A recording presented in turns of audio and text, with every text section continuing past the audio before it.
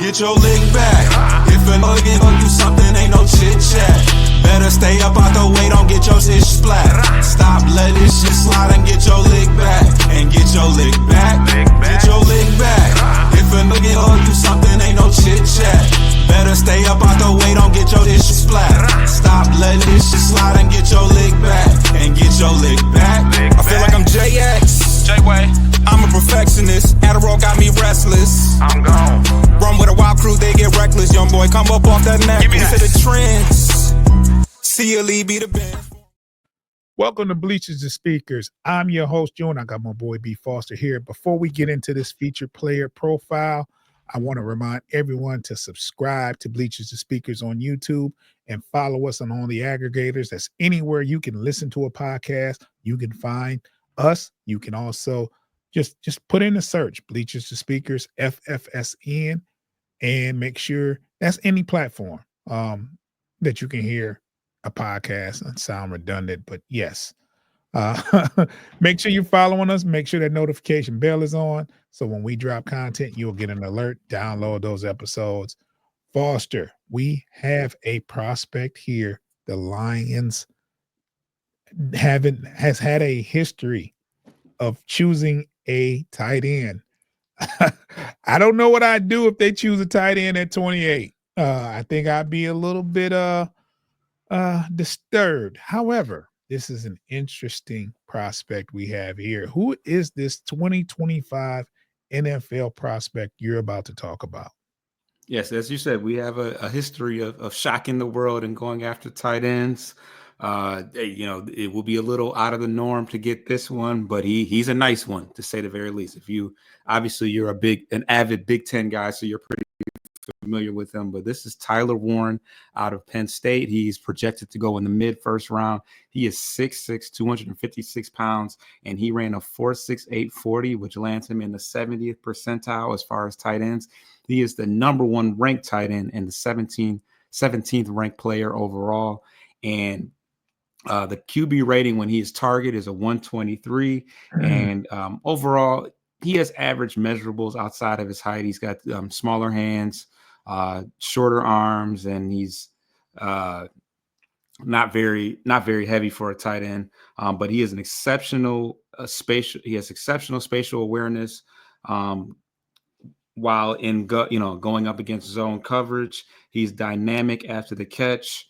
He's a former quarterback, so that knowledge of the game shines through in his football IQ.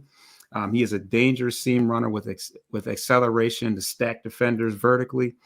He is a red zone nightmare. He does a good job of boxing out smaller defenders and high pointing the ball at the point of attack. He is a creative offensive weapon who can align anywhere on the line, split wide. He scored a touchdown. He actually scored a couple of touchdowns via handoff throughout the year. I think he also threw a touchdown on a trick play. He shows reliable hands in traffic and his willingness to work in the middle of the field. And he's a natural leader who brings infectious energy and competitiveness.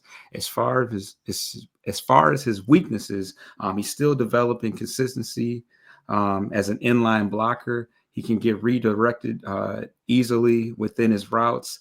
As a route runner, he lacks nuances and will occasionally coast routes when he's not the primary target. His base strength at the point of attack needs development as well. His development is more so within his ability to block and to remain focused on even in routes where he's not the primary target. Now, as far as his production, he played in just 2 years, 2023 and 2024. In 2023, he had 36 receptions for 422 yards, and he averaged 12 yards per catch with 7 touchdowns. And then his big year was in 2024, this past year, where he had 104 receptions, good for 1,200 yards, 8 touchdowns. He had 4 rushing touchdowns. And he had 26 attempts for 218 yards. So this is a guy that at 6'6", they were turning around and handing the ball off to him, and he was quite successful. I'm assuming mostly in short yardage situations, but pretty unheard of for a tight end to have 4 rushing touchdowns. But that's what he did at Penn State. So yeah, as far as his fit, in Detroit, obviously we like those Big Ten tight ends. We had TJ Hawkinson, and then now we have Sam Laporta.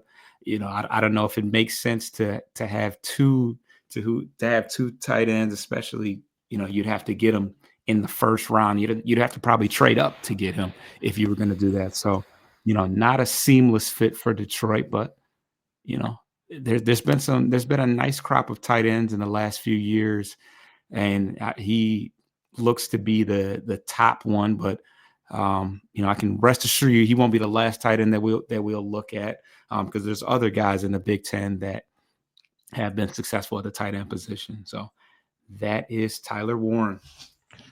Yeah, I don't think we're in the market to get a tight end in the first round. They better not trade up for him. And they would have to. He will not be around at 28. I like this guy. I also like another tight end, but we'll say that for another featured player of the week. But there you have it. Foster has done his homework and put this guy on display. Make sure you subscribe to Bleachers, to Speakers on YouTube. Did I do this before? I think I forgot doing that, but yeah, I know I said it, but I didn't put it out there. So there it is. I have to make sure I display it. Subscribe to Bleachers, to Speakers on YouTube. Get your lick back. If a nugget gon' do something, ain't no chit chat. Better stay up out the way, don't get your ish splat. Stop, let this shit slide and get your lick back.